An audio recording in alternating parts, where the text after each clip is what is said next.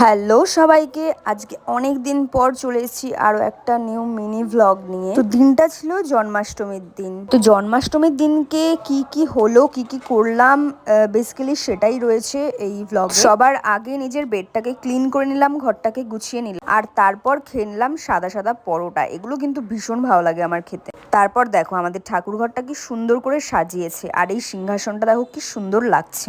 আর এদিকে দেখতেই পারছো সব পার্সেল রেডি হচ্ছিল, কারণ সবার মানে বাড়িতে দেওয়ার জন্য। তো এখানে অলরেডি প্যাক হয়েছিল, আর তাছাড়া এখানে লুচি ভাত ছিল, ছোট আজকে লুচি ভাত ছিল, আর মা ছিল, বড়া, তারপর ঠাকুরের মানে প্রসাদ যেটা হয় সেটাই আর কি, সেটার দায়িত্বে আর কি মা ছিল।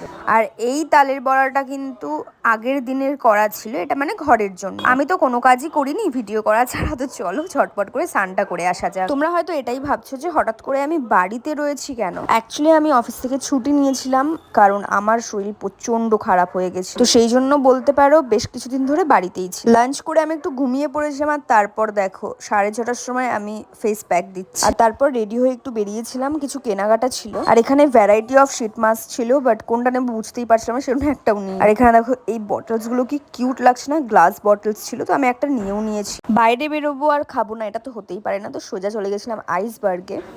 আর খেয়ে দিয়ে তারপরে এখন বাড়ি যাওয়ার পালা। এখন যেহেতু আমি আগের থেকে অনেকটাই বেটার আছি, তাই আবার কাজে ফিরতে হবে। সেই ব্লগগুলো আসছে খুব। আজকের ভিডিও এতটুকুই।